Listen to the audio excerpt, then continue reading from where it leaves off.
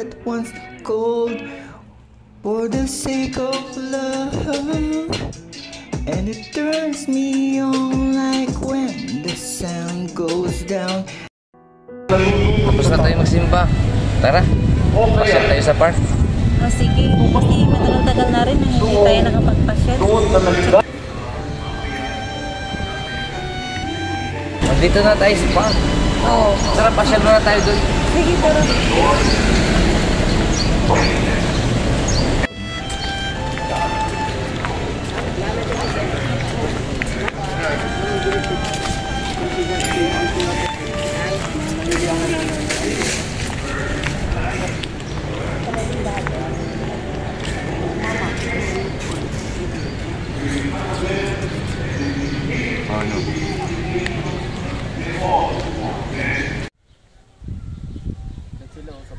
Men, tension. Gas, pahinga. Paluwag. Paluwag. Okay, men. Kailangan maging ready tayo sa ating mission. At mag-iingat sa bawat galaw natin. Bawat minuto ay isang pagkakamali tayo ay mamamatay lahat. So, kailangan tayo ay magtatanggumpay sa mission natin ito dahil sa mga teroristang ito na hindi natin sila kilala. So, time is very important. Okay? Understood? Yes, ma'am. Understood? Yes, ma'am. Okay. Attention. Okay, go to your respective mission. Palod. Okay.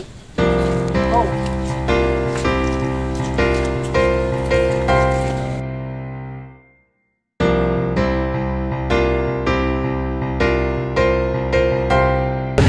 Ang tagal naman nun.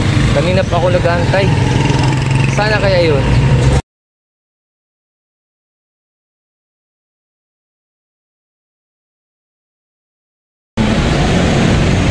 Oh, mahal. Nandito ka na pala. May sasabihin ako sa'yo importante. Ano yun? Sa makalawa, sasabak na ako sa giyera. Gera? Oo, mahal. Maring may mangyayari sa'yo doon. Pero, sayang naman.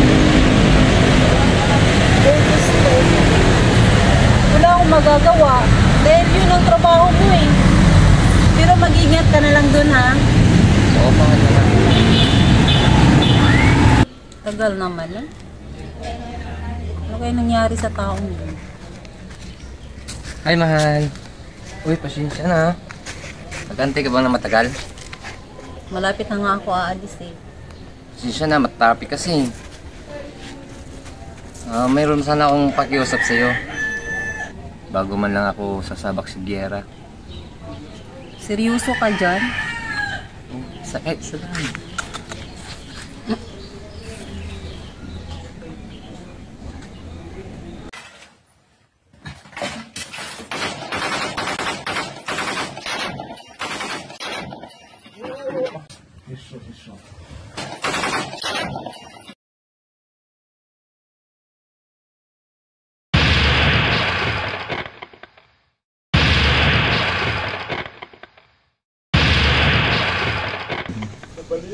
Yes, sir.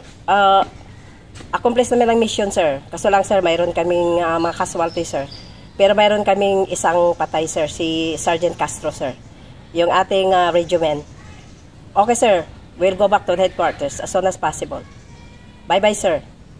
Yes, sir. General, siguro natanggap mo na yung message ko na tungkol sa pagkamatay ng isa sa mga tauhan natin, si Sergeant Castro. At tinawagan ko na kanyang asawa na pumunta dito, pero hindi ko pa sinabi kung ano yun. So, ikaw na bahalang... Magandang araw po. Mrs. Gusto ko lang kung kumustahin yung asawa ko kasi hindi kasi siya matawagan at hindi na rin siya tumatawag sa akin. Si General Gansan na lang ang magsasabi sa inyo tungkol sa asawa. Ma'am, pasensya na ikakalungkot namin sa inkwentro sa asawa mo na matay sa bigla. Hindi makalain na mabaril siya.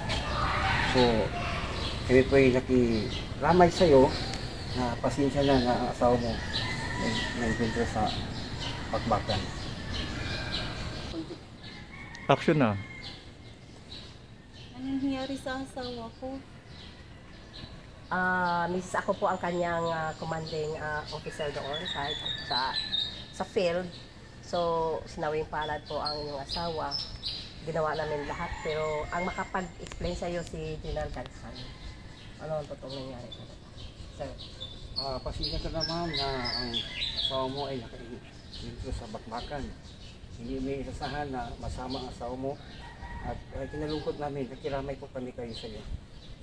Sana hindi ko na lang pinayagan yun. Sumabak sa gera. Huwag ka kayong mag-alala, Mrs. Kalamayin mo ang loob mo. Huwag mag-alala. Hindi ka pababayaan ng headquarters. Ito yung kanyang mga kabats. Ganun talaga ang buhay, sis. Ganun to talaga ang buhay. Tsaka hindi naman kayo pababayaan ng ating headquarters. Lahat ng problema nyo, mga boryan, lahat kailangan niya. Gawin na ang tama. Relax lang po. Huwag kang mag-alala. Huwag ka mag-alala. Ganyan talaga ang buhay ng mga sundalo. Ang kabila ng aming mga paa ay nasa hukay. Ganun Para talaga. ipaglaban ang peace and order sa ating bansa. Tapos magpasalamat ka na sa kanila. Sige po, maraming salamat po. So, sige ma'am. Sige po. Ingat po kayo. kayo. Mrs.